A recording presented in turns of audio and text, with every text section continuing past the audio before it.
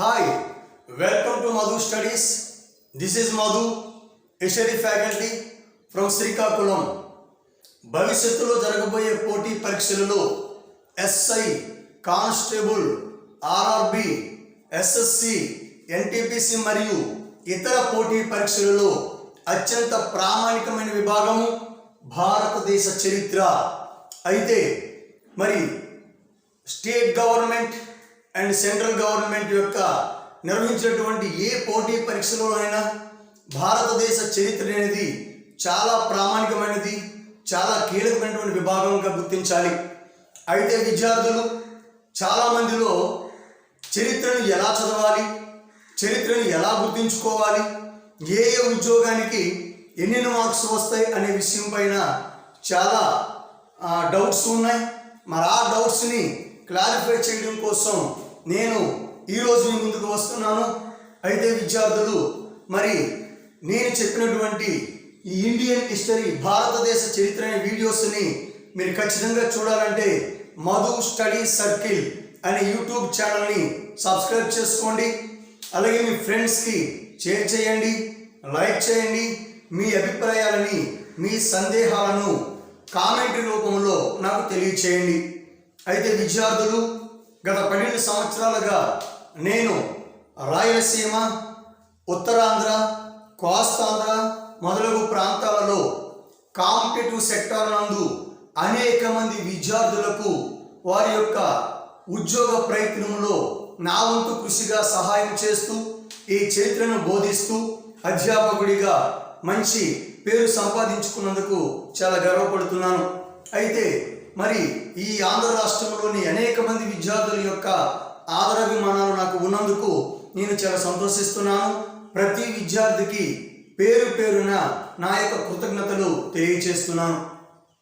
అయితే ఈరోజు మనము ఈ యొక్క భారతదేశ చరిత్ర అనే దాని గురించి ఈ వీడియో ద్వారా కొన్ని ముఖ్యాంశాలు తెలుసుకుందాం.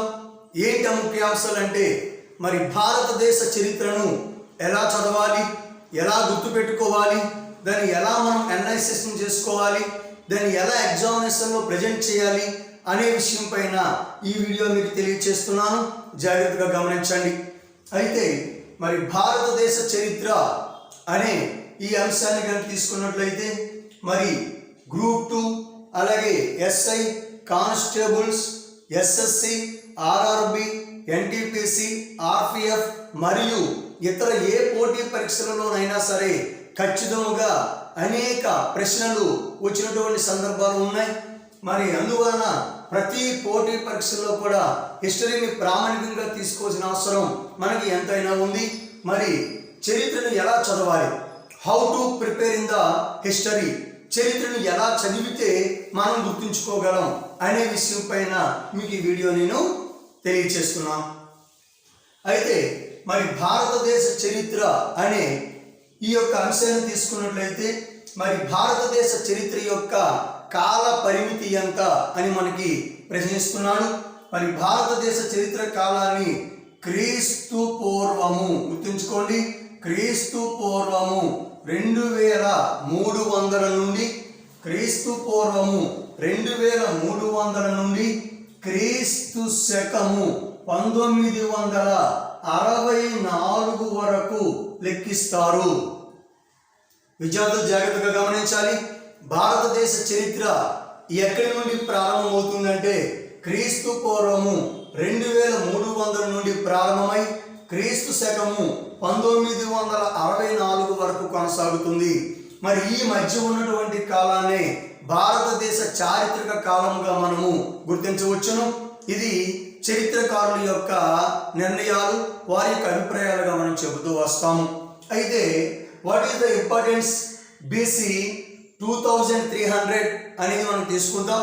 అంటే క్రీస్తు పూర్వము 2300 యొక్క ప్రాధాన్యత ఏమిటి అనేది మనం గమనించినట్లయితే క్రీస్తు పూర్వం 2300 అనేది సింధు నాగరికత ప్రారంభమైనటువంటి సంవత్సరంగా మనం చెబుతున్నాము.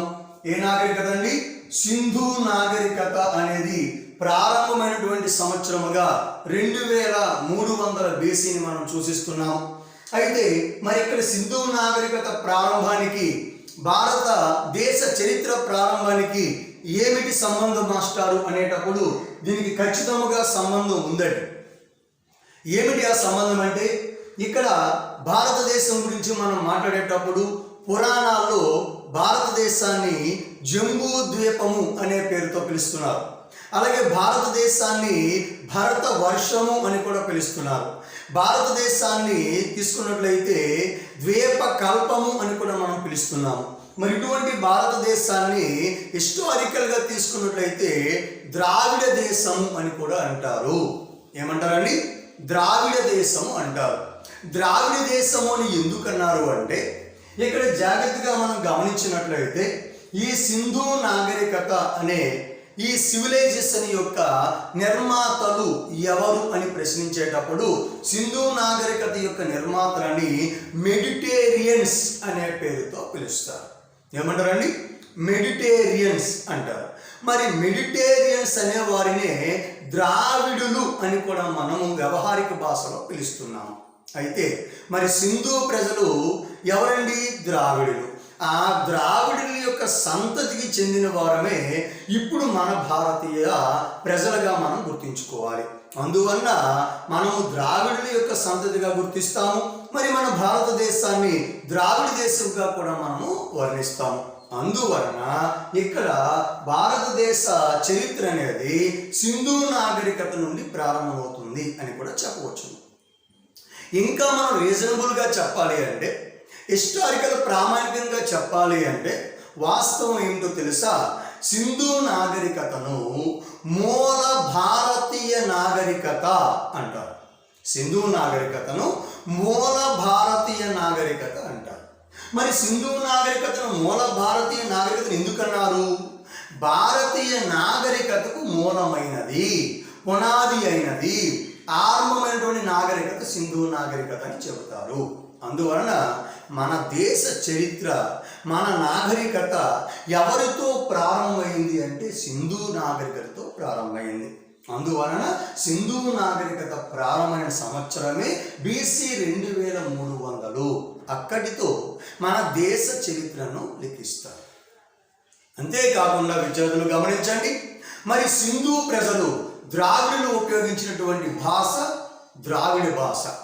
మరి ద్రావిడ భాష నుంచి పుట్టినటువంటి భాషలు తెలుగు, తమిళం, కన్నడం, మలయాళం. మరి ఇన్ని భాషలు పుట్టుకొచ్చాయి. మరి ఇన్ని భాషల్లో మొదటి భాష ఏది? తెలుగు భాష. మరి మనము ముఖ్యంగా ఆంధ్రులు మాట్లాడుతున్నటువంటి భాష తెలుగు భాష. మరి అటువంటి తెలుగు భాషను ఇటాలియన్ ఆఫ్ ది ఈస్ట్ అని కూడా అంటారు. అంటే మన మాతృభాష అయిన తెలుగు భాష ద్రావిడ భాష నుండి ఆవిర్భవించింది. అంటే సింధు ప్రజలకి మనకి దగ్గర సంబంధాలు ఉన్నాయని ఈ యొక్క డేట్ ద్వారా కూడా మనం చెప్పవచ్చును. అయితే మరి ఇటువంటి ఈ సింధు నాగరికత ప్రారంభం నుండి మరి భారతదేశ చరిత్ర ఎంతవరకు కొనసాగుతుందని చెప్పాము? క్రీస్తు శకము 1964. మరి క్రీస్తు శకం 1964 యొక్క ప్రాధాన్యత ఏమిటి?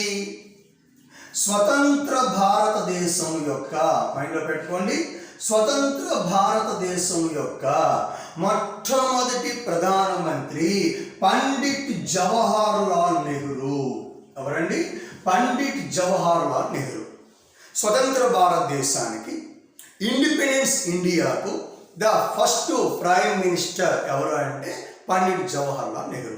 మరి అటువంటి పండిట్ జవహర్ లాల్ నెహ్రూ గారు మరణించినటువంటి సంవత్సరము అని అడుగుతున్నాడు. ఆ మరణమే 1964. That's all. అంటే జవహర్ లాల్ నెహ్రూ గారు మరణించినటువంటి సంవత్సరం 1964 అయితే ఆ 1964 వరకు లిఖించబడినటువంటి కాలాన్నే భారతదేశ చరిత్ర కాలముగా మనం గుర్తిస్తాము. ఇది డేటా. మరి ఇటువంటి భారతదేశ చరిత్రను మళ్ళీ మనం ప్రధానముగా 3 భాగాలుగా మనం విభజిస్తాం. 3 భాగాలు. అది ఒకటి ప్రాచీన భారతదేశ చరిత్ర, ఏన్షియంట్ ఇండియన్ హిస్టరీ. మధ్యయుగ భారతదేశ చరిత్ర, మిడివల్ ఇండియన్ హిస్టరీ. ఆధునిక భారతదేశ చరిత్ర, మోడర్న్ ఇండియన్ హిస్టరీ అనే 3 భాగాలుగా మనం విభజిస్తాం.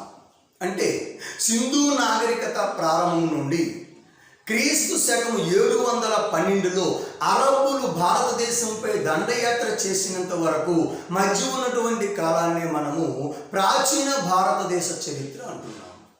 మరి అరబ్బులు దండయాత్ర కాలం నుండి భారతదేశంలో బ్రిటిష్ వారు చేపట్టినటువంటి 1757 ప్లాసీ యుద్ధము వరకు మధ్య ఉన్నటువంటి కాలాన్ని మధ్యయుగ భారతదేశ చరిత్ర అంటారు.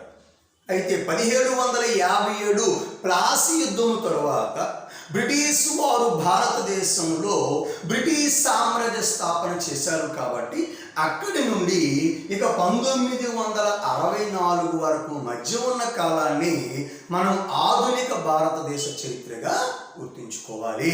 That is the analysis. అంటే క్రీస్తు పూర్వం 2300 నుండి క్రీస్తు శకం 712 వరకు ఏన్షియంట్ పీరియడ్, క్రీస్తు శకం 712 నుండి క్రీస్తు శకం 1757 వరకు మిడివల్ పీరియడ్, క్రీస్తు శకం 1757 నుండి క్రీస్తు శకం 1964 వరకు మోడర్న్ పీరియడ్ అని చెప్పేసి మనం ఇలా 3 భాగాలుగా విభజిస్తాం. మరి 3 భాగాలని కూడా కాలానుక్రమముగా ఒక క్రానాలజికల్ ఆర్డర్లో మనం ప్రిపేర్ అయినట్లయితే చరిత్ర అనేది చాలా అద్భుతంగా మనకు తెలుస్తుంది. ఇటు నుంచి ప్రశ్న ఎటువైపు దాడి చేసినా, ఏ అప్లికేషన్ ఓరియంటల్లో ప్రశ్న మనల్ని అటాక్ చేసినా దాన్ని ఖచ్చితంగా ఎదుర్కొనే సత్తా మనకి ఉంటుంది ఖచ్చితంగా.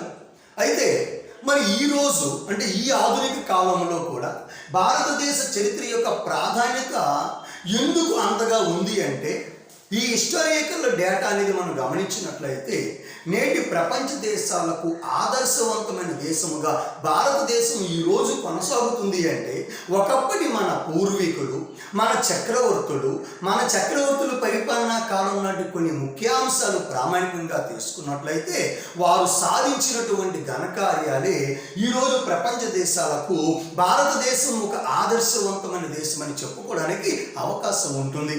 అది ఏంటో ఒకసారి మనం చూద్దాం.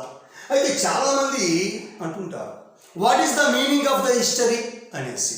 What is the meaning of the history అంటే చరిత్ర అంటే అర్థము ఏమిటి అంటారు. చరిత్ర అంటే అర్థం ఏమిటంటే చాలామందికి ఆన్సర్ తెలియవచ్చు, చాలామందికి తెలియకపోవచ్చు. కానీ ఖచ్చితమైనటువంటి ఆన్సర్ అయితే తక్కువ మందికి తెలుస్తుంది. చరిత్ర అంటే అర్థం ఏమిటో తెలుసా? ఒక సమాజముగా నివసించినటువంటి మానవుడి యొక్క కథయే చరిత్ర. అంటే ఒక సమాజముగా నివసించినటువంటి అంటే ఒక నిర్ణీత భూభాగంలో నివసించినటువంటి మానవుడి యొక్క జీవన పరిణామ దశలు, ఆ దశల్లో వచ్చినటువంటి అనూహ్య మార్పులు, వారి యొక్క ఆచార సాంప్రదాయాలు, వారి యొక్క కట్టుబాట్లు, వారి యొక్క తాత్విక చింతనలు, వారి యొక్క జీవన శైలి, వారి యొక్క లలిత కళలు, వారు శాస్త్ర సాంకేతిక రంగాల్లో సాధించిన ప్రగతి, వారు ప్రవేశపెట్టిన వాస్తు శిల్ప శైలి, ఇవన్నీ కూడా భారతదేశ చరిత్రకు మూలము. That is the history. History is a story of living the people in society. ఒక సమాజముగా నివసించినటువంటి మానవుడి యొక్క కథయే చరిత్ర అని మనం కూలంకషముగా చెప్పాలి. మన మనిషి సాధించినటువంటి ప్రగతి అనేది ఈరోజు మన ప్రపంచ దేశాలలో భారతదేశం అనే ఒక గొప్ప దేశం ఉందని గుర్తింపుకు కారణము. How is possible? అది ఎలా సాధ్యం అని అడగవచ్చు. ప్రపంచ దేశాలకు గణిత శాస్త్రాన్ని తెలియచేసిన మొట్టమొదటి దేశము భారతదేశం. ఎందుకంటే ప్రపంచంలో సున్నాను కనుగొన్న మొట్టమొదటి వ్యక్తి ఆర్యభట్టు భారతీయుడే. చూడండి, అంటే ప్రపంచానికి గణిత శాస్త్రాన్ని ప్రజెంట్ చేసిన వారు ఎవరు? భారతీయులండి. మరి ఈరోజు ఆ గణిత శాస్త్రం లేకపోతే ఈ ప్రపంచం యొక్క మనుగడే లేదు అంటాము. అందువలన ప్రాచీన గణిత శాస్త్ర పితామహుడు ఎవరంటే ఆర్యభట్టు. దాన్ని ఆధునిక పరిచిన వ్యక్తి ఎవరంటే Srinivasa Ramanujan. Father of the mathematics. ఇలా మనం చెప్పుకుంటూ వస్తాం. ఇక ముందుకు వెళ్తే ప్రపంచానికి జ్యోతిష్య శాస్త్రాన్ని అందించిన వారు ఎవరు? భారతీయులండి. మరి ప్రపంచానికి జ్యోతిష్ శాస్త్రాన్ని అందించిన భారతీయుడు ఎవరు అంటే మనకి వరహమిహిరుడు అనే పేరుతో పిలుస్తాము. మరి వరహమిహిరుడు అనే భారతీయుడు ఈ జ్యోతిష శాస్త్రాన్ని కనుగొని నేటి ప్రపంచ దేశాలకు ఆదర్శవంతమైన వ్యక్తిగా నిల్చున్నాడండి. మరి ఇది గొప్పతనం భారతదేశానిది కాదా? భారతీయ ప్రజలది కదా? అంటే అదేవిధంగా ఖగోళ శాస్త్రం అంటే మీకు తెలుసండి. నక్షత్రాలు, వాటి యొక్క ఉనికి, వాటి యొక్క ప్రభావము, వాటి యొక్క స్థితిగతులు, వీటన్నింటి గురించి కూడా ప్రపంచానికి తెలియజేసినటువంటి మొట్టమొదటి ఖగోళ శాస్త్రవేత్త ఆర్యభట్టు అని కూడా చెబుతున్నాను. సూర్య కేంద్ర సిద్ధాంతాన్ని ప్రతిపాదించారు. ప్రాచీన సూర్యకేంద్ర సిద్ధాంతకర్త ఎవరు? ఆర్యభట్టు. మరి ఆధునిక సూర్యకేంద్ర సిద్ధాంతకర్త ఎవరు? కొపర్నికస్, పోలాండ్ దేశస్థుడు. మరి ఆధునిక పచ్చడానికి దానికి మూలమైనటువంటి సూర్య సిద్ధాంతం అనే దాన్ని ప్రతిపాదించిన మొదటి వాడు ఎవరు? భారతీయుడే కదా. అంటే ప్రపంచ దేశాలకు ఈరోజు సూర్యకేంద్ర సిద్ధాంతాన్ని నమూనాలు ఇచ్చిన వారు ఎవరు? భారతీయులు. ఇక నెక్స్ట్, భూమికి ఆకర్షణ శక్తి ఉందని ప్రపంచానికి చాటి చెప్పిన మొట్టమొదటి వ్యక్తి కూడా భారతీయుడే, బ్రహ్మగుప్తుడు. బ్రహ్మస్ఫుట సిద్ధాంతము అనే సిద్ధాంతము ద్వారా భూమికి ఆకర్షణ శక్తి ఉంది అని ఈ ప్రపంచానికి చాటి చెప్పాడు. దాన్ని సర్ ఐజాక్ న్యూటన్ అనేవాడు దాన్ని ఆధునికపరిచాడు. మరి వీళ్ళందరూ ఎవరండి? భారతీయులు. మరి ప్రపంచ దేశాలకు ఆదర్శం ఎవరు? భారతదేశంలో ఉన్నంత మేధస్సు కానీ, భారతదేశంలో ఉన్నన్ని వనరులు కానీ, భారతదేశంలో ఉన్నటువంటి సంపన్నమైనటువంటి విలువైనటువంటి వజ్ర వైడూర్యాలు కానీ ప్రపంచ దేశాలలో ఎక్కడా లేవని చెబుతున్నాను. ఈరోజు ఇంగ్లాండ్లోని లండన్ మ్యూజియంలో ఉన్నటువంటి కోహినూరు వజ్రము కూడా భారతదేశంలో, ఆంధ్రప్రదేశ్లో, కృష్ణా గోదావరి డెల్టాలో లభ్యమైందండి. మరి అంతటి చరిత్ర ఉన్నటువంటి భారతదేశం గురించి మనం ఎంత తెలుసుకున్నా తక్కువే. ఈరోజు మెడిసిన్, ఈరోజు ఆరోగ్యం ఎలా ఉంది అంటే ప్రజల జీవన విధానములోని కీలకమైనదిగా మారిపోయింది. ఈరోజు ఇంగ్లీష్ మెడిసిన్స్ ఉన్నాయి, అనేక రకరకాల ఇంజెక్షన్స్ వచ్చాయి, అనేక ట్యాబ్లెట్స్ వచ్చాయి, అనేక ఆపరేషన్స్ వచ్చాయి.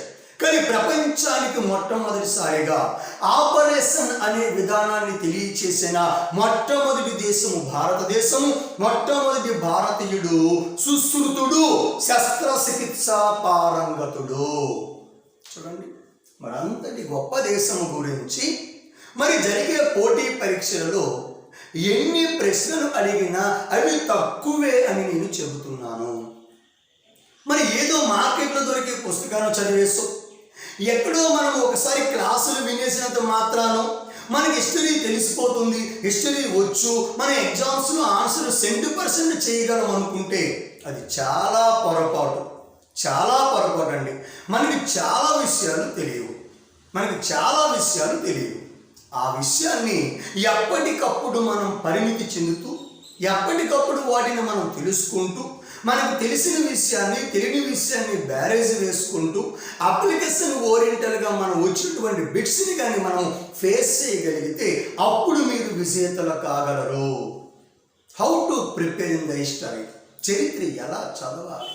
ప్రాచీన కాలం నుండి మనకి చరిత్ర ఆధారాలు అంటే అవి లిటరరీ సోర్సెస్, అంటే లిఖిత పూర్వకమైన ఆధారాలు, వాటిని వాంగ్మయ ఆధారాలు అంటారు. ఇక నెక్స్ట్ మనకి పురావస్తు ఆధారాలు అంటే ఆర్కియాలజికల్ సోర్సెస్. అలాగే తీసుకున్నట్లయితే హిస్టారికల్ బుక్స్ అంటే చారిత్రక గ్రంథాలు, పొలిటికల్ టెక్స్ట్ బుక్స్, రాజకీయ గ్రంథాలు, ఇక అడ్మినిస్ట్రేషన్ టెక్స్ట్ బుక్స్, పరిపాలనా గ్రంథాలు. ఇలాంటి గ్రంథాల ద్వారా కూడా మనం చాలా విషయాలు తెలుసుకోవచ్చు.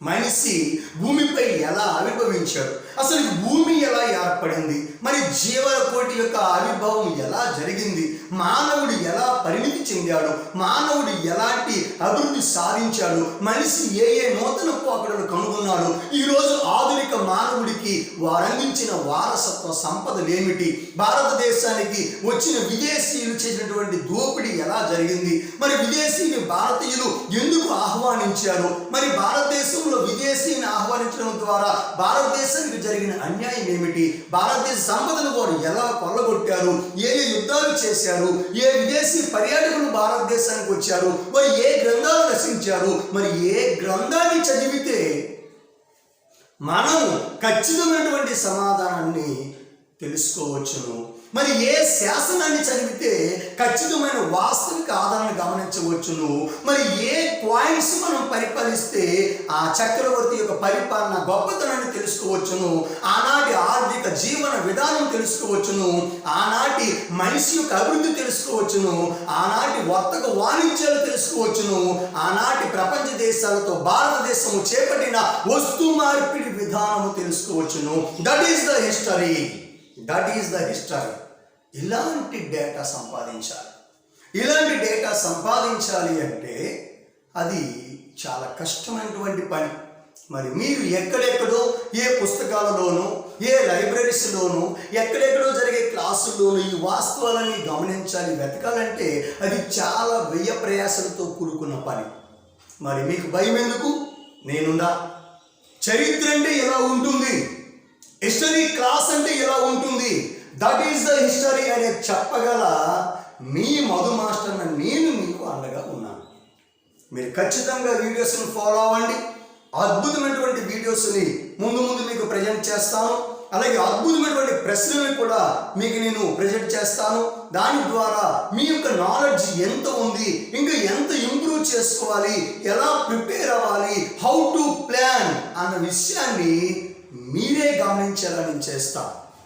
History is the spirit. History is the spirit అంటే చరిత్ర ఒక ఉత్తేజము. దాన్ని కోల్పోతే మాత్రం ఖచ్చితంగా మనము అనుకున్న లక్ష్యాన్ని సాధించలేము.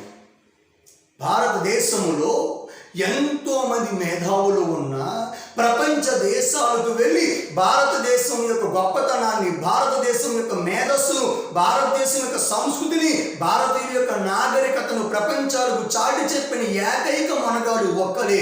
ఆయనే Swami Vivekananda. The father of modern India nationalism, the spirit of India, Bengal Rousseau అనే పేరుతో పిలుస్తున్నారే. ఉత్తేజం. ప్రతి ఒక్కడిలో సామర్థ్యం ఉన్నది, ప్రతి ఒక్కరిలో టాలెంట్ ఉంది. అది సమయం వచ్చినప్పుడు బయటకు వస్తుంది. దాన్ని ఆపే శక్తి ఎవరికీ లేదు అన్నాడు. మనం గోడలపైనో బోర్డులపైనో వాటిని పెట్టుకుంటున్నామే తప్ప మన గుండెల్లోనూ మన తలలోనూ పెట్టుకోవట్లేదండి. స్పిరిట్ ఉండాలి. స్పిరిట్ అంటే ఉత్తేజము. స్పిరిట్ ఆఫ్ ఇండియా అని పెట్టించాడు మీకు ఎగ్జామ్లో, ఒక ఎస్ఐలో. ఎవరండి? స్వామి వివేకానంద, భారత ఉత్తేజకుడు. నువ్వు భారతీయుడు అని గర్వింపుము. భారతదేశము మీ అత్యున్నతమైన స్వర్గముగా భావింపుము. భారతీయ శ్రేయస్సే నీ శ్రేయస్సుగా నువ్వు ముందుకు సాగుము. దారిద్ర్యంలో ఉన్న ప్రతి పేదవాడిని ఆ రేఖ పైకి తీసుకురావడానికి నువ్వు ప్రయత్నం చేయమని నీ యొక్క ఉనికిని తెలియజేసిన మొట్టమొదటి వ్యక్తి స్వామి వివేకానంద. అంతటి మేధావులు మన దేశంలో ఉండేవారు.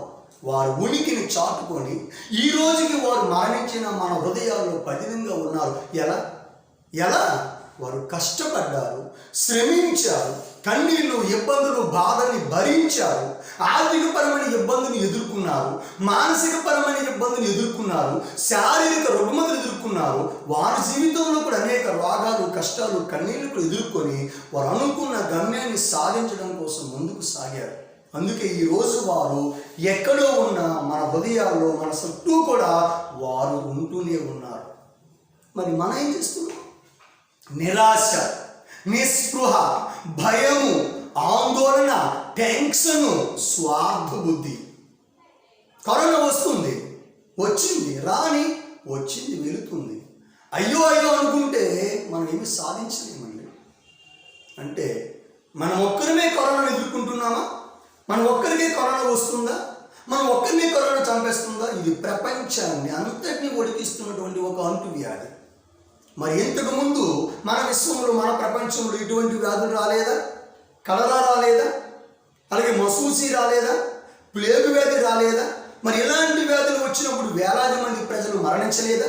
మరి అప్పటి లేని భయం, అప్పుడు లేనటువంటి ప్రాణభీతి ఇప్పుడు ఎందుకండి? ఖచ్చితంగా మనము జాగ్రత్తగా ఉన్న ఎడల, మనం జాగ్రత్తను పాటించిన ఎడల ఏ వ్యాధి కూడా నేను తాకలేదండి. మరి ఒక స్టూడెంటే కూడా నిర్లక్ష్యంగా ఉంటే, ఒక విద్యావంతుడు కూడా నిర్లక్ష్యంగా ఉంటే, ఒక చదువుకొని 10 మందికి చెప్పవలసిన వాడు కూడా నిర్లక్ష్యంగా ఉంటే మరి అంటువ్యాధులు వస్తాయా? రావా? వస్తాయి. ఖబర్దారు మిత్రమా, ఎలాంటి శత్రువైనా, ఎలాంటి ముచ్చు ఘోష అయినా నిన్ను తాకాలి అంటే నువ్వు ఆత్మవిశ్వాసాన్ని కోల్పోయినప్పుడే. ధైర్యంగా ముందుకు సాగు, తెగింపుతో ముందుకు వెళ్ళు, లక్ష్యాన్ని గుప్పిటిలో పెంచి నువ్వు ముందుకు సాగితే ఏ వ్యాధులు, ఏ అపజయాలు నీ వద్దకు సోకవు. Strength is life, weakness is death అని చెప్పిన స్వామి వివేకానందుని యొక్క మాటలు గుర్తు చేసుకోండి. గోడల పైన పెడుతున్నారు, బోర్డుల పైన పెడుతున్నారు, రాస్తున్నారు తప్ప ఎవరు గుర్తుంచుకోరండి. మనిషికి ఆత్మవిశ్వాసమే జీవనం, దాన్ని కోల్పోవడమే మరణం అన్నారు. ఇన్ని గొప్ప విషయాలు, ఎంతటి గొప్ప భావనలు ఒక చరిత్ర మాత్రమే నీకు నేర్పుతుంది. నువ్వు గతంలో ఎలా ఉన్నావు, ఇప్పుడు ఎలా ఉన్నావు, భవిష్యత్తులో ఎలా ఉండాలని చెప్పేదే చరిత్ర. Past politics are the present history, present politics are the future history. గత రాజకీయ చరిత్ర నేటి చరిత్ర అయితే, నేటి రాజకీయ చరిత్ర భవిష్యత్తుకు చరిత్ర అని ఫ్రీమెన్ వంటి పండితులు కూడా చెప్పారు. That is the history. అంటే చరిత్ర ఎలా ప్రారంభమైంది, ఎలా కొనసాగింది, ఎలా అభివృద్ధి చెందింది, అభివృద్ధి గల కారణాలు ఏమిటి, ఈరోజు మనం ఏం చేస్తున్నాం అనేది. ఎస్ఐ పోస్ట్ కొట్టాలి, కానిస్టేబుల్ పోస్ట్ కొట్టేయాలి, సెంట్రల్ గవర్నమెంట్ పోస్ట్ కొట్టేయాలని ఆశయాలు, ఆలోచనలు ఉంటాయి. కానీ వాటిని సాధించడానికి అవసరమైన ఒక ప్రణాళిక, ఒక ప్రాసెస్, దానికి ఒక ఖచ్చితమైనటువంటి ఆలోచన అనేది మీలో లేదు. ఒక మంచి మార్గాలు అనేవి లేవు. అవి లేనంత కాలము మనం ఇలానే ఉంటాం.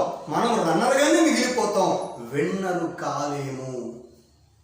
నీతో నువ్వు ఫైట్ చేయి, నీ విజయం కోసం నువ్వు ఫైట్ చేయి, నీ ఆశయం కోసం నువ్వు ఫైట్ చేయి. ప్రాణ భయాన్ని విడిచిపెట్టు. వ్యాధుల గురించి ఆలోచించకు, చెడుల గురించి ఆలోచించకు, కష్టాలు కన్నీళ్ళ గురించి ఆలోచించకు. ఇది one of the motivation class. ఇది నిజం, ఇది ఫ్యాక్ట్. వన్ ఆఫ్ ద ఒక వ్యక్తి తీసుకున్నాం, రోల్ మోడల్ అని మనం చెబుతున్నాం. రోల్ మోడల్ ఏంటి? రోల్ మోడల్, రోల్ మోడల్ అంటే ఆదర్శప్రాయుడు. Alluri Sitaramaraju one of the role model, Swami Vivekananda one of the role model, అలాగే Mother Teresa one of the role model, అలాగే ఒక లాలా లజపతి రాయ్, ఒక బాలగంగాధర్ తిలక్, ఒక బిపిన్ చంద్రపాల్, ఒక భగత్ సింగ్, ఒక Subhash Chandrabose, one of the Gandhi, ఇలా అనేక మంది కూడా మనకి రోల్ మోడల్సే. వారెవరు పుట్టుకతో మేధావులు కాదు, వారెవరు పుట్టుకతో పెద్దవారు కాదు, వారెవరు పుట్టుకతో సంపన్నులు కారు, వారెవరు పుట్టుకతో శక్తివంతులు కారు. వారిని వారు మలచుకుంటూ ఈరోజు అందరికంటే గొప్పవారిగా ఎవరికి అందని ఆకాశ స్థాయిలో ఉన్నారు. 1922, 1924 మధ్య కాలంలో భారతదేశ చరిత్రలో ఆంధ్రాలో విశాఖపట్నం యొక్క ఏజెన్సీ ప్రాంతంలో రాంపచోడవరం అనే ప్రాంతంలో తీసుకున్నట్లయితే బ్రిటిష్ వారిని పరుగులు తీయించిన గొప్ప మన్యము వీరుడు, మన్యము ద్వారా అల్లూరి సీతారామరాజు. 2 సంవత్సరాలు సాయుధ పోరాటం చేసిన బ్రిటిష్ వారి యొక్క పంచెలు తడిపాడు, బ్రిటిష్ వారిని పరుగులు తీయించాడు. సీతారామరాజు పేరు వింటేనే చెమటలు పట్టించేలా చేశాడు. మరి ఈ రోజుకి ఆయన చరిత్ర చెప్పుకుంటున్నాం.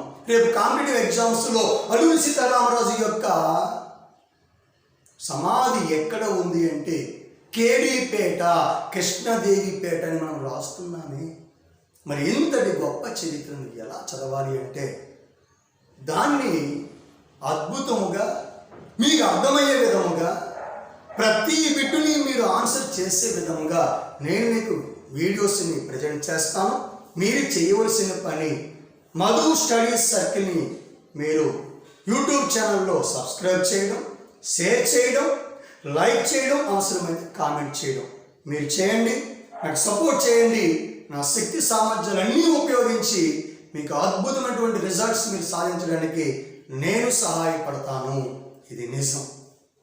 మరి ఇలాంటి భారతదేశ చరిత్ర నుండి సుమారుగా ఎస్ఐ ఎగ్జామ్స్కి వెళ్ళేటప్పుడు ఇటు ఫిలిమ్స్ ఎగ్జామ్లోను అటు మెయిన్స్ ఎగ్జామ్లోను ఓన్లీ ఇండియన్ హిస్టరీ నుండి 30 మార్క్స్ వచ్చే సందర్భాలు ఉన్నాయి. అంటే సుమారుగా 30 మార్కులు అనేవి వస్తున్నాయి. ఈ 30 మార్కులతో పాటు ఏపీ హిస్టరీ, ఆంధ్రప్రదేశ్ హిస్టరీ కానీ చదవగలిగితే ఈ ఏపీ హిస్టరీ నుండి కూడా 15 మార్కులు అనేవి మనకి యాడ్ అవుతున్నాయి. అంటే టోటల్గా ఎస్ఐ ఎగ్జామ్స్ వెళ్ళినప్పుడు, సబ్ ఇన్స్పెక్టర్ పోలీస్ ఎగ్జామ్ రాసినప్పుడు అటు ఫిలిమ్స్లోను ఇటు మెయిన్స్లోను సుమారుగా 45 మార్కులు హిస్టరీ భాగం నుండి ఇవ్వబడుతున్నాయి. Indian history and AP history అంత కీలకమైన విభాగము చరిత్ర. ఎస్ఐ పోస్ట్ అంటే ఏదో మన పక్కన ఉన్నటువంటి మార్కెట్కి వెళ్ళి వస్తువు కొనుక్కున్నది ఈజీ కాదండి. అది చాలా కీలకమైన ఉద్యోగము. దానికి పెద్ద ప్రణాళిక ఉండాలి, ప్లానింగ్ ఉండాలి, పట్టుదల ఉండాలి, దృఢ సంకల్పంతో చదవాలి, నిష్ణాతులైనటువంటి ఫ్యాకల్టీ యొక్క క్లాసెస్ని తీసుకోవాలి, మరి గైడెన్స్ తీసుకోవాలి, అద్భుతమైన పుస్తకాలు చదవాలి, అద్భుతమైన పేపర్స్ని ఆన్సర్ చేయాలి, మోడల్ పేపర్లు, ప్రీవియస్ పేపర్లు చేసి ఎక్కడ కొత్త బిట్టు దొరుకుతుందని చెప్పేసి ఎదురు చూస్తూ ఆతృతతో ఎవరైతే చదువుతారో వారు 100% సక్సెస్ సాధిస్తారు. ఏదో నామకాసు ఆ ఉద్యోగం అనుకుంటే అది ఎప్పటికీ సాధించలేరు. ఇది నిజం. మరి మీరు సాధించాలనుకుంటున్నారా? హిస్టరీ అంటే భయపడుతున్నారా? 100% మార్క్స్ మీరు సాధించాలనుకుంటున్నారా? అయితే మన యూట్యూబ్ ఛానల్ సబ్స్క్రైబ్ చేసుకోండి. ఈ మల్సర్ క్లాసెస్ని మీరు సబ్స్క్రైబ్ చేసుకోండి. తప్పకుండా మీరు సక్సెస్ అవుతారు. ఇక నెక్స్ట్ కానిస్టేబుల్ ఎగ్జామ్స్. కానిస్టేబుల్ అనే ఎగ్జామ్స్కి వచ్చేటప్పటికి ఖచ్చితంగా ఇండియన్ హిస్టరీ నుండి మాత్రమే బిట్స్ వస్తాయి. ఏపీ హిస్టరీ నుంచి మనకు ఎటువంటి బిట్స్ అడగరు, ఎటువంటి డౌట్ లేదు.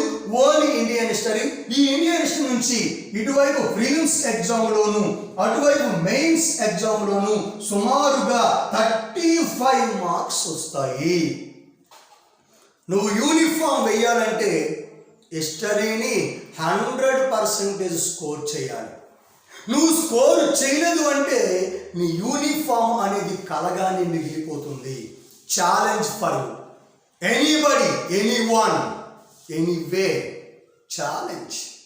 నువ్వు 100% నువ్వు ఖచ్చితంగా ఆన్సర్ చేయలేదు చరిత్ర అంటే నీకు యూనిఫామ్ కలగానే మిగిలిపోతుంది. అన్ని అద్భుతమైన ప్రశ్నలు మనకి ఎగ్జామ్ హాల్లో కనిపిస్తాయండి. ఇక మరి ఇలాంటి కానిస్టేబుల్ ఉద్యోగము సాధించాలంటే మరి మిగతా సబ్జెక్ట్స్ కూడా చాలా జాగ్రత్తగా చదివి ఒక ప్రణాళిక వేసుకొని ముందుకు వెళ్తే భవిష్యత్తులో రేపు నెల తర్వాత 6 నెలల తర్వాత సంవత్సరం తర్వాత నోటిఫికేషన్ వచ్చినా దాన్ని ఎదుర్కొనే శక్తి నీకు ఉంటుంది మిత్రమా. సమయాన్ని వృధా చేయవద్దు. గడిచిన కాలము తిరిగి రాదు, ఖర్చయ్యే రూపాయి తిరిగి రాదు, పారే ఏరు తిరిగి రాదు. ఇవి చిన్నప్పుడు మీరు నేర్చుకున్నవి. ఇవి సామెతలుగా భావించకండి, వన్ ఆఫ్ ద మోటివేట్గా భావించండి. ఇక next SSC GD central government. ఈ ఎస్ఎస్సి జీడీకి వచ్చేటప్పటికి 6 నుండి 8 మార్కులు వస్తున్నాయి. ఇక్కడ ఎస్ఐకి ప్రిపేర్ అయినా, ఇక్కడ కానిస్టేబుల్ ప్రిపేర్ అయినా, ఇక్కడ ఎస్ఎస్సి జీడీకి ప్రిపేర్ అయినా సిలబస్లో ఎటువంటి మార్పు ఉండదు. వెయిటేజ్ ఆఫ్ ద మార్క్స్లో మార్పు ఉంటుంది. ఇక్కడ 30 మార్క్స్ వస్తాయి, ఏపీ నుంచి 15 మార్కులు 45 మార్క్స్ వస్తాయి. ఇక్కడ కానిస్టేబుల్కి 35 మార్క్స్ వస్తాయి. ఇక్కడ ఎస్ఎస్సి జీడీకి 6 to 8 మార్క్స్ మాత్రమే వస్తాయి. అయితే ఎస్ఎస్సి జీడీకి వస్తానికి ఎంత సిలబస్ ప్రిపేర్ అవ్వాలా మాస్టారు? అవసరం లేదు. ఏది చదవాలి, ఏ టాపిక్ చదవాలి, ఏ టాపిక్ ఇంపార్టెంట్, ఏది ప్రామాణికమైన విషయం మీకు తర్వాత క్లాసులో నేను చెప్తాను. యూ డోంట్ వరీ మిత్రమా. ఇక నెక్స్ట్ ఆర్ఆర్బి అలాగే ఎన్టీపీసీ అనే ఉద్యోగాలకు కూడా చరిత్ర చాలా కీలకమైనది. అయితే సెంట్రల్ గవర్నమెంట్కి వచ్చేటప్పటికి చరిత్రలో ప్రశ్నల సంఖ్య తగ్గుతున్నాయి తప్ప చరిత్ర ప్రాధాన్యత తగ్గట్లేదండి. మార్క్స్ వెయిట్ తగ్గుతుంది. అయితే ఇక్కడ వచ్చేటప్పటికి ఈ ఎన్టీపీసీ ఆర్ఆర్బికి వచ్చేటప్పటికి 10 నుండి 12 మార్కులు ఇటు ఏపీ అండ్ ఇండియన్ హిస్టరీ నుండి కూడా అడగబడతాయండి. మరి ఇన్ని మార్కులు స్కోర్ చేయాలంటే ఎంత నాలెడ్జ్ అవసరం. వీరికి కూడా ఇక్కడ సిలబస్ అనేది కామన్గానే ఉంటుంది. ఇక నెక్స్ట్ గ్రూప్ 2 వద్దామండి. గ్రూప్ 2కి వచ్చేటప్పటికి ఒక పేపర్ జనరల్ స్టడీస్ ఉంటుంది 150 మార్కులు, ఒక పేపర్ ఇండియన్ ఎకానమీ ఉంటుంది 150 మార్కులు, ఇక మూడవ paper Indian polity and AP history ఉంటుంది 150 మార్కులు. అయితే ఏపీ హిస్టరీలో 70 నుంచి 75 మార్క్స్ అనేవి మన ఎగ్జామ్స్లో గెయిన్ చేస్తాం. కానీ ఇక్కడికి వచ్చేటప్పటికి జనరల్ స్టడీస్ అనే పేపర్లో మళ్ళీ ఇండియన్ హిస్టరీ అనే నుంచి పార్ట్ నుంచి బిట్స్ వస్తాయండి. ఆ ఇండియన్ హిస్టరీ నుండి సుమారుగా 20 మార్కులు అనేవి మీకు స్కోర్ చేయబడతాయి. అంటే గ్రూప్ 2 ఆస్పిరెంట్స్ ఎవరైతే ఉన్నారో ancient medieval modern Indian history prepare అవడం వలన సుమారుగా 20 మార్కులు అనేది స్కోర్ చేయవచ్చును. That is the weightage of the history is the competitive examinations. అంత వెయిట్ ఉంది. మరి దాన్ని ఎంత చక్కగా నేర్చుకుంటే మీరు అంత సక్సెస్ సాధిస్తారు. మరి ఇలాంటి అద్భుతమైనటువంటి హిస్టరీ యొక్క వీడియోస్ని మీకు నేను తర్వాత అప్లోడ్ చేస్తాను. మీరు చక్కగా దీన్ని సబ్స్క్రైబ్ చేసుకొని ఈ మధు స్టడీ సర్కిల్ అనే యూట్యూబ్ ఛానల్ ఫాలో అవ్వండి. విజయం మీదే. Thank you. బాయ్.